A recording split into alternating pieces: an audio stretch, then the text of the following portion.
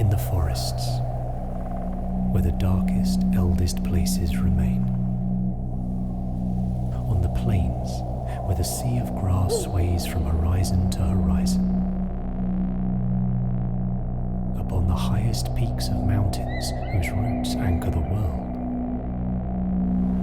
Within great cities teeming with all that is beautiful and terrible in life. Crossing deserts, seemingly endless and ever-shifting.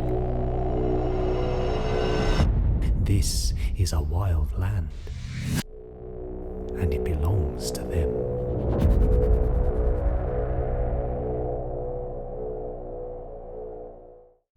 Hi everyone, we've just completed our Kickstarter campaign for our range of fantasy miniatures called Deorgard, so I thought I'd put a short video together to show you everything we managed to achieve during the project, and with late pledges going up today, all the things that you can grab hold of to paint. Now let's start with our first character, Deorgard. Now this guy was sort of the poster elf for the campaign, so we did multiple different versions of him. Thanks to the support, we were able to unlock lots of stretch goals, and some of these were alternate parts. So you can see here, on the 54mm version of him, we were able to have an alternate weapon, so the sword or the axe, and an alternate right hand, either clutching a head or open. We had some amazing box art done for this guy. The first one you see here by David Colwell. We did an interview with David about this, and I'd really suggest going and listening to it, because the guy's an absolute genius. And then we had another lovely, very different version of him done by our friend Jamie Caldwell. He's done this beautiful autumnal theme. They both picked the sword here. We always gave our box artists a complete choice of what parts they wanted to use, but you can see he's used the severed human head for this as well.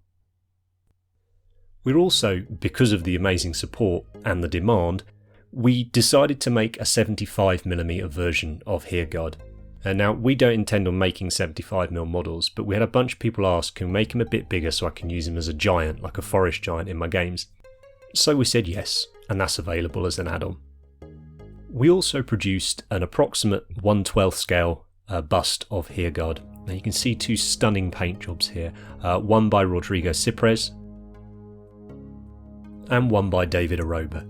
Again, two very different takes on this character. We can't wait to see what other people come up with as well. Now, another stretch goal we were able to unlock was an academic bust version of Deorgard. Now this is where you focus in on a tighter area, so you can see we've removed a lot of the other details. We're focusing mainly just in on his face and his upper torso. And Andy did this beautiful speed paint version of him, which you can see as a tutorial on the channel. Now the next character was a firm favourite of Andy's. He was desperate from the start that we did an elf with a gigantic wolf, so we created Dreyfend the hunter, along with her buddy Wolf. Now these can be purchased as individual miniatures, but they are designed to go together as a pair with the bases interlocking. And we were over the moon when we got back the box art for her. It's absolutely stunning, and this one's done by Ruben Martinez. And we also wanted to do a bust for Dreyfend, so again approximately 1/12 scale. And you can see here another stunning paint job by David Colwell. And another completely different take on her by Will Paints. The third character, Scaretend, the Blind. Now this elf has grown into a real favourite of people, and we're fairly sure she's going to be the most popular one. Our friend Richard Gray did a phenomenal job on the box art and really captured the character that we imagined for her. You can see that even though she's blind, she's got a little three-eyed hawk friend to give her a hand. I can't wait to explore more critters in future projects. Our fourth character, Indriton, the Warrior. This guy was a really fun concept to work on, and he was one we were able to unlock some alternate parts for. So the original version you can see here, painted by Andy. Absolutely beautiful. He hasn't used the moulded base that comes with him for this, but instead chose to create his own snowy scene to capture that real stoic, windswept, silent sentinel vibe. And the alternate parts here, quite conveniently, our friend Patrick Sand chose to paint for his version. Now the last character is Lael, the Executioner.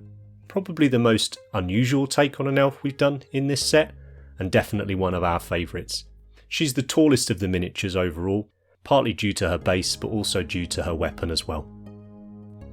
2 brilliant paint jobs done on her, the first purple one done by Andy again, and the second one by our friend Robin McLeod. Now you can purchase these models individually, but we wanted to put together a beautiful big box that encompassed all the original range of miniatures, so that's the 6 characters and the 2 main busts. Beautifully presented, all together in a big box with some exclusive artwork, some extra art cards and a few other goodies. The very final stretch goal we reached about an hour before the campaign closed was the Deorgard book, and we're really excited about this. In the book you're going to have high-res images of all the beautiful box art, plus some more that's been done since. There's going to be interviews with some of the artists, and one thing that a lot of you asked for is going to be some additional background about the setting and the characters themselves. There was a lot of people involved in this project, but we just wanted to single out a few to thank them, in particular the artists.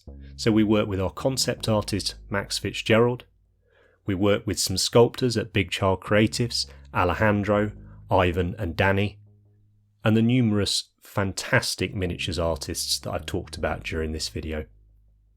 There's countless other people that have helped us out and they know how much we appreciate it.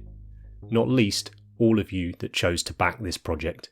It's meant that we can establish ourselves as a miniatures producer, and this is only going to be the first of many upcoming projects. So check out the link in the description for more details. Thanks ever so much again, and I'll see you next time.